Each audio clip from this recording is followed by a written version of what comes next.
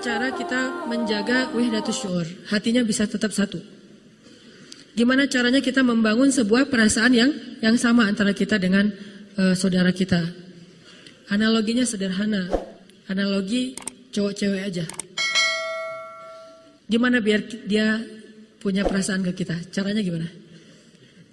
Gak tahu caranya? Pantesan ya, aduh. Wah, harus saya sharing juga nih, rahasia-rahasia dulu. Caranya, kalau kita pengen bangkitin rasa sehati, ada dua. Pertama, ra'fah, kedua, rahmah. Ini konsep Al-Quran ya, nanti saya terjemahin. Pertama, ra'fah, kedua, rahmah. Apa ra'fah? Ra'fah itu peka. Gara-gara kepekaan inilah, jadilah kita orangnya pengertian. Kalau kita nggak punya kepekaan, nggak pengertian. Peka gitu. Kalau telepon, jangan lama-lama. Kalau ini dalam analogi ya, jangan lakukan. Nanti saya disalahin lagi. Analogi doang nih. Kita peka, oh kayaknya dia lagi kurang sehat. Langsung datang-datang bawa Panadol. Kayaknya dia masuk angin, datang bawa antangin. Peka. Oh dia romantis banget ya, orangnya peka banget, tahu banget saya lagi gimana. Kayak Nabi tuh peka banget sama Aisyah. Kalau Aisyah wajahnya udah humairah, kemerah-merahan, pasti Aisyah lagi malu. Sampai Nabi pekanya ke Aisyah, cara manggil aja Nabi peka. Aisyah lagi marah sama Aisyah lagi senang, itu beda manggilnya. Kalau Aisyah lagi senang, Aisyah tuh akan, kalau lagi senang tuh ngomongnya, wa Rabbi Muhammad, demi Tuhannya Muhammad. Kalau Aisyah lagi ngambek, Aisyah akan bilang, wa Rabbi Ibrahim, demi Tuhannya Ibrahim. Nabi tahu itu tuh. Makanya Aisyah pernah nanya, Nabi gitu. Kalau orang sekarang manggilnya Bibi gitu ya. Abi kalau sekarang mah ya. Terlalu soleh, Abi. Papa lah. Yang. Ujung-ujung. Tadi semuanya pencitraan nih yang benar nih. Yang kata Aisyah ke Rasulullah, yang kamu tahu nggak aku kalau lagi ngambek atau lagi nggak ngambek? Tahu kata Nabi. Gimana taunya? Nih Aisyah lagi ngetes kepekaan Nabi. Kata Nabi, kamu tuh kalau lagi senang sama aku, kamu akan bilang wa Rabbi Muhammad, wa Rabbi Muhammad. Bisa artinya demi Tuhan Muhammad, bisa artinya alhamdulillah dalam bahasa yang lain. Tapi kalau kamu lagi ngambek, kamu akan bilang wa Rabbi Ibrahim. Kalau Aisyah udah ngomongin wa Rabbi Ibrahim, nggak nyebut, padahal suaminya juga kan Nabi kan. Kayak kita, suami kita tuh misalnya, suami kita, istri kita. Bahaya. Bahaya Saya nggak punya suami, semua punya istri. Tapi dia perempuan ya, bukan laki-laki. Nah, kalau istri kita, sebutlah istri kita tuh misalnya pinter masak. Dia punya kayak brand cake gitu atau apalah, punya masakan yang khas. Sebutlah misalnya istri kita tuh pinter masak dan punya warung Padang. Kalau kita lagi senang, kita akan bilang, ah ini kayak masakan mama nih. Gitu kan ya? Kalau kita lagi gak senang, kita bilang, wah kayak masakan ibu saya nih. Nah, orang yang peka kayak gitu tuh. Nah, tinggal kita peka gak dengan saudara kita? Apa yang membuat dia bete? Apa yang membuat dia gak nyaman? Apa yang membuat dia tersinggung? Apa yang membuat dia ilfil? Kepekaan, empati yang tinggi itulah yang menjaga persaudaraan. Sehingga ketika kita ngomong, ketika kita komen, ketika kita bertindak, ketika kita ngelakuin sesuatu, selalu berpikir dengan angle perasaan orang lain. Baik itu keluarga kita, tetangga kita, teman main kita, teman sekolah kita, beda sekolah, beda komunitas, apapun lah, bahkan beda agama sekalipun, kita jaga dari angle dia. Makanya Allah saking ngejaganya nih, Allah bilang, janganlah kalian mencela Tuhan-Tuhan mereka, sehingga mereka akan mencela Tuhan kalian tanpa mereka fahami.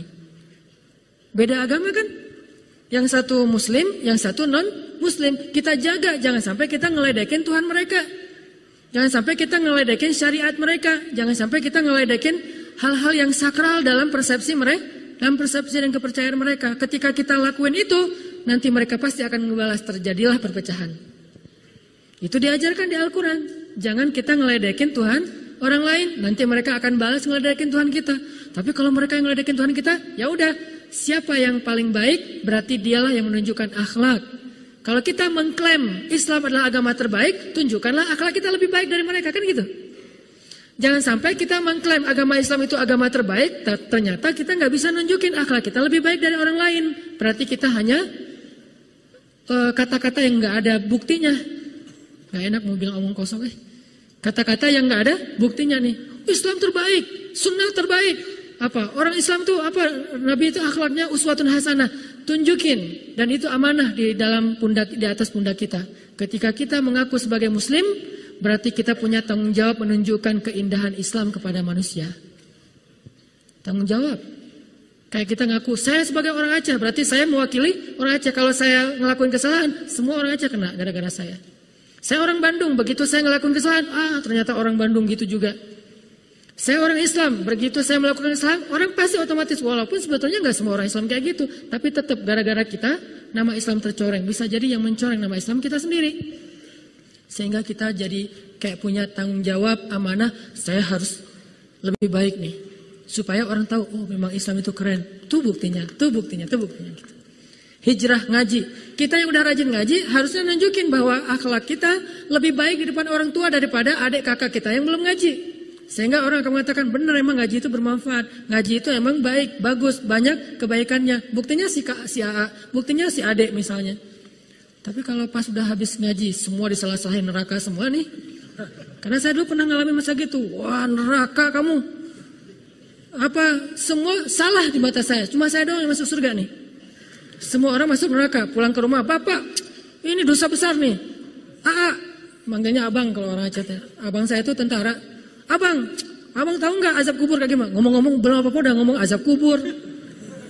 Jahanam, berat. Belum basyiron udah nazir. Jadi ngelompat gitu. Dibalik harusnya basyiron. Baru naziron. Naziron juga ada waktunya. Nabi Nuh itu baru ngomong naziron setelah 950 tahun berdakwah. Baru naziron. Awalnya basyiron. Buktinya coba baca surat Nuh. Wahai kaumku, minta ampun kepada Allah, maka Allah mengampuni. Basyiron apa naziron? Basyiron, berita gembira. Niscaya Allah akan mengampuni satu. Lalu Allah akan memberikan kepada kalian harta. Basyiron atau naziron? Kebun, air, keturunan, semuanya basyiron. Setelah sekian banyak basyiron, 900 tahun kemudian baru, ya Allah hancurkanlah orang-orang yang mendustakan ayat-ayatmu sehancur-hancurnya. Kapan ngomong kayak gitu? 900 tahun lebih. Dah kita mah baru sekali dibantah langsung hancurkan ya Allah. Belum 900 tahun. Memang kita nggak akan hidup sampai 900 tahun. Tapi setidaknya coba dulu deh. Kalau ketemu sama teman, ngaji yuk. Kayaknya seru juga tuh habis ngaji kita ngopi.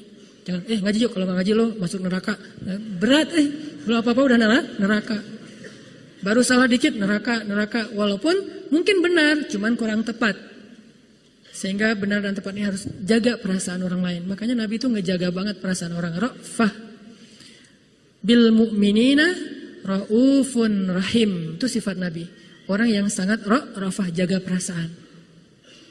Saking jaga perasaan, Nabi itu selalu mencari persamaan biar nggak ada gap. Ketemu dengan para penggembala ternak, Nabi ngomongin tidaklah Allah mengutus seorang Nabi kecuali pasti pernah menggembala ternak. Oh gitu ya Nabi. Ya kalau gitu profesi penggembala ternak keren dong. Keren. Coba cari persamaan kan. Terus ngomong lagi ketemu sama orang miskin yang makan roti keras. Namanya qadid. Rotinya keras. Kalau mau dimakan dicelupin dulu ke air. Rendam baru bisa dimakan.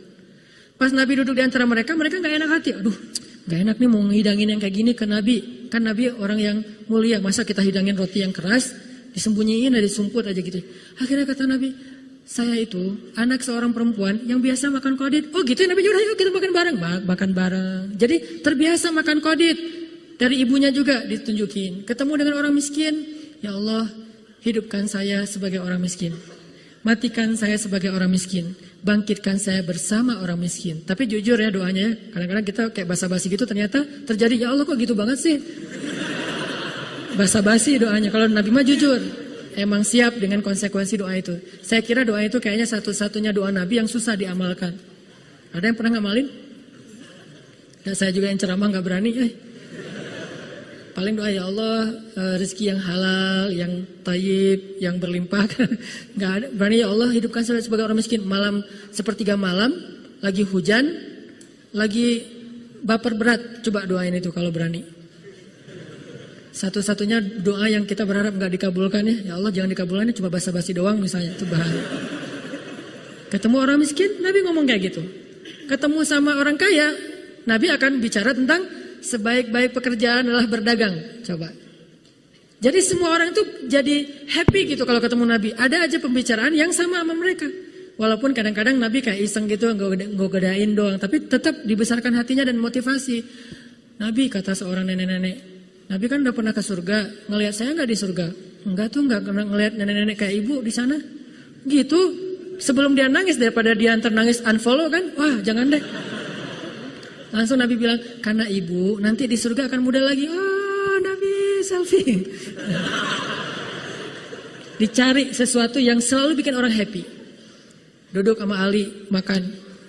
Ali kan gitu ya, mau godain Nabi dibalas. Ini menunjukkan zakat cerdasnya Nabi itu.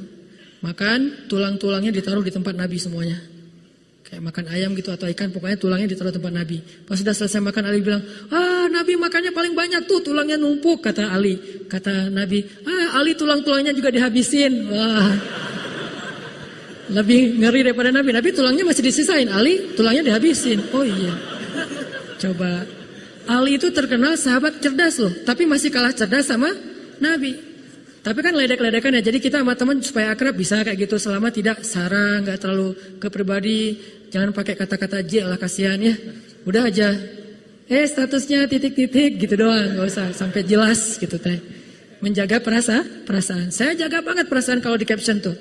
Makanya teman-teman kalau yang memperhatikan, caption saya tuh berganti dalam hitungan menit. Posting, aduh kayaknya ada yang salah ngomong nih, langsung ganti caption. Kenapa? Takut ada yang tersinggung, takut ada ini namanya ra'fah. Menjaga jangan sampai menyinggung orang lain, bukan labil itu teh. Dikit sih. Apalagi kalau lagi nulis caption habis dimarahin istri kan, itu paling sering ganti tuh. Jadi teman-teman kalau ngelihat saya captionnya gonta-ganti, Ustaz habis dimarahin istri ya. Labil. Kenapa? Menjaga perasaan. Aduh kalau saya ngomong gini ntar gimana ya perasaan dia. Itu harusnya yang kita